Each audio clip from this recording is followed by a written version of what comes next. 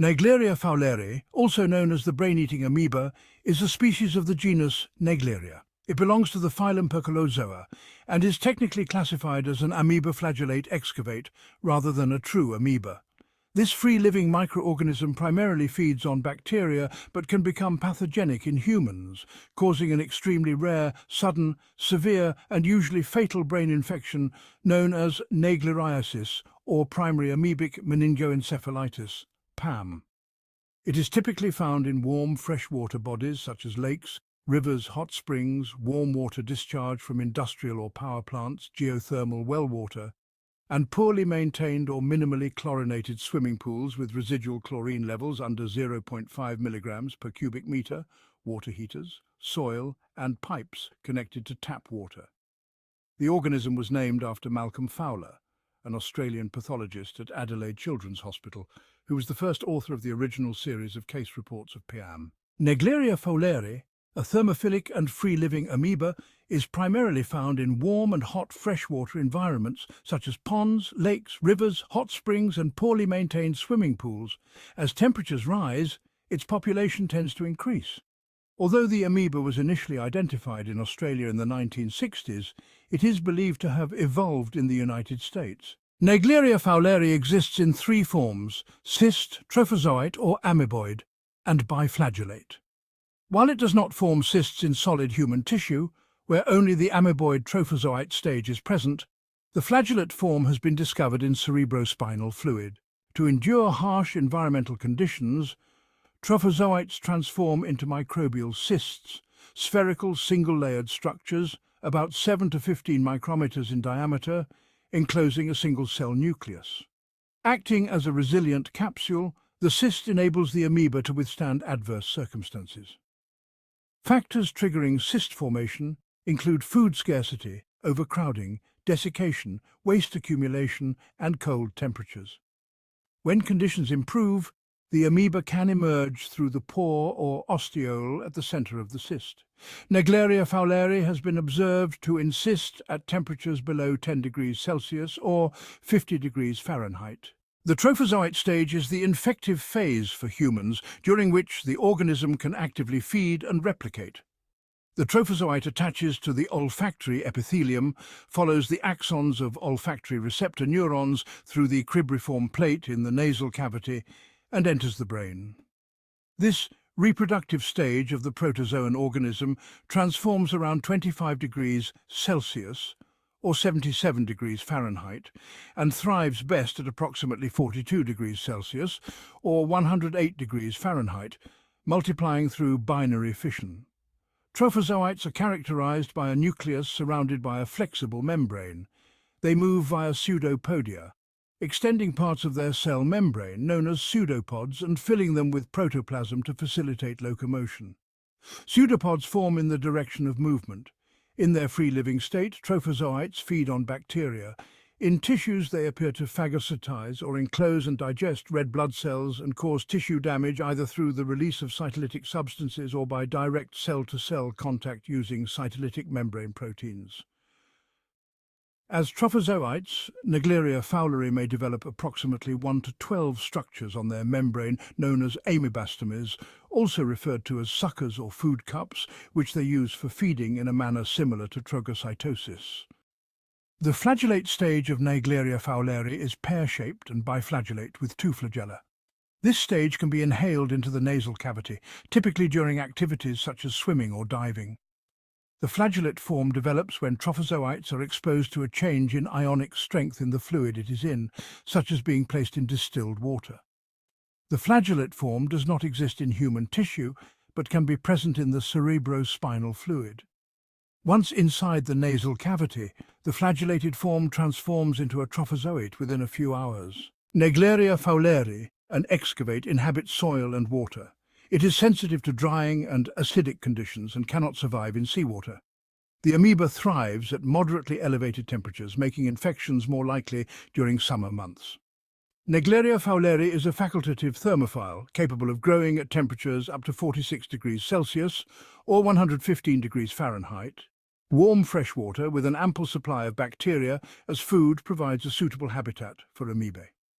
Locations where many amoebic infections have occurred include artificial bodies of water, disturbed natural habitats, areas with soil, and unchlorinated or unfiltered water. Naegleria fowleri appears to flourish during periods of disturbance. The flagellate empty hypothesis suggests that Naegleria's success may stem from decreased competition when thermosensitive protozoal fauna do not survive changes in temperature. In other words, Naegleria fowleri thrives when other predators consuming its food supply are absent. This hypothesis implies that human disturbances such as thermal pollution increase the abundance of Naegleria fowleri by eliminating its resource competitors. Amoeboflagellates have a motile flagellate stage that aids in dispersal, which is advantageous in environments cleared of competing organisms.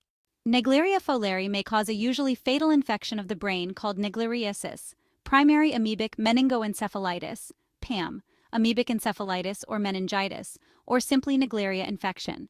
Infections most often occur when water containing Naegleria fowleri is inhaled through the nose, where it then enters the nasal and olfactory nerve tissue, traveling to the brain through the cribriform plate.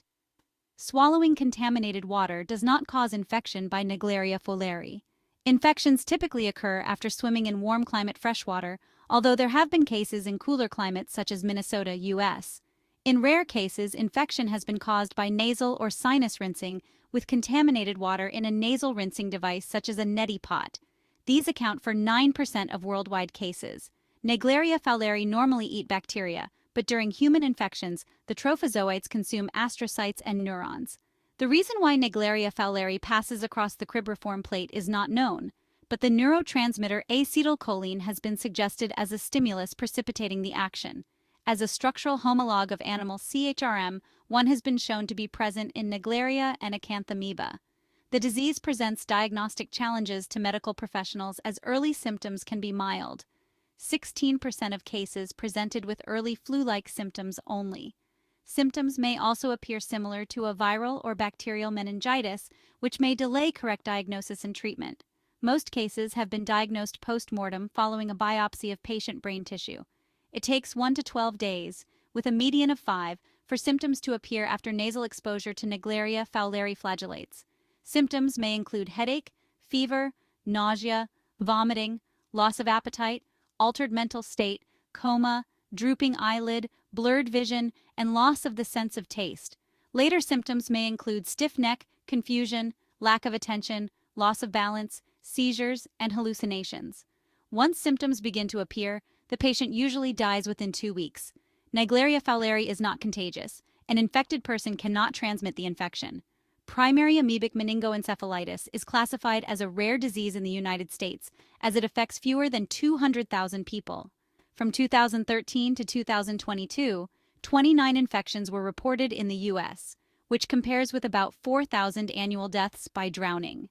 It is so rare that individual cases are often reported internationally, with 381 cases reported globally. The true number of cases is likely to be higher than those reported due to problems relating to diagnosis, access to diagnostic testing, and a lack of surveillance. Experimentally, mice, guinea pigs, and sheep have been infected, and there have been reports of South American tapirs and cattle contracting PAM. The core antimicrobial treatment consists of the antifungal drug amphotericin B, which inhibits the pathogen by binding to its cell membrane sterols, causing cell membrane disruption and pathogen death. However, even with this treatment, the fatality rate is greater than 97%. New treatments are being sought. Miltefosine, an antiparasitic drug that inhibits the pathogen via disrupting its cell survival signal pathway, PI3K/ACT/mTOR, has been used in a few cases with mixed results. Other treatments include dexamethasone and therapeutic hypothermia that may be utilized to reduce inflammation. Therapeutic hypothermia reduces the body's temperature to a hypothermic state to prevent further brain injury resulting from hyperinflammation and increased intracranial pressure. A key factor to effective treatment is the speed of diagnosis. Naegleriasis is rare and is often not considered as a likely diagnosis. Therefore, the clinical laboratory's identification of the microorganism may be the first time an amoebic etiology is considered. Rapid identification can help to avoid delays in diagnosis and therapy. Amoeba cultures and real-time polymerase chain reaction (PCR) studies for Naegleria fowleri are diagnostic of PAM, but they are not readily available at most institutions and would have to be carried out at a reference laboratory. The time of presentation of the patient may affect the identification of the microorganism also, as PAM has an incubation period ranging from 1 to 12 days. The clinical signs of PAM are similar to bacterial and viral meningitis, including fever, neck stiffness, and severe headaches. Symptoms can progress to prolonged nausea, vomiting, and even seizures. The disease can progress to acute hemorrhagic necrotizing meningoencephalitis. After symptoms start, the patient typically dies within 1 to 18 days, typically about 5 days. A variable delay in treatment can be secondary to time intervals in multiple stages of care, including exposure to exhibition of symptoms, arrival for treatment at a healthcare facility, workup of the diagnosis, initial diagnosis of likely bacterial meningitis, and finally, from diagnosis to initiation of recommended therapy. Successful treatment of PAM is rare. Treatment can only be attempted after correct diagnosis, which relies on rapid recognition of the microorganism by medical technologists and pathologists. It is critical that medical technologists consistently provide timely CSF evaluation, explore the diagnosis of PAM, and look for amoeba in the setting of meningitis, especially in summer. A large proportion of reported cases of infection had a history of water exposure, 58% from swimming or diving, 16% from bathing, 10% from water sports such as jet skiing, water skiing and wakeboarding, and 9% from nasal irrigation. Methods of infection prevention therefore focus on precautions to be taken around water to prevent water entering the nose, particularly during warmer weather. Wearing a nose clip when swimming may help to prevent contaminated water traveling up the nasal cavity. Keeping the head above water and not jumping or diving into warm, fresh water may also prevent contaminated water from going up the nose. Swimmers should also avoid digging or stirring up sediment at the bottom of lakes, ponds and rivers, as this is where amoebae are most likely to live. When irrigating sinuses or taking part in ritual cleansing of the nasal cavity, it is advised to use boiled or distilled water. Cases of infection in Pakistan account for 11% of reported cases globally. In Pakistan, the number of reported cases has surpassed the global total due to insufficient healthcare infrastructure and limited awareness of Naegleria Fowleri. As a result, only a small fraction of cases are correctly identified as primary amoebic meningoencephalitis, PAM, with the majority of cases misdiagnosed as viral meningitis. For the very first time in Pakistan, Naegleria Fowleri genotype has been identified as type 2. Phylogenetic analysis showed that Naegleria Fowleri isolate from Pakistan is among the latest descendants, evolved later in life.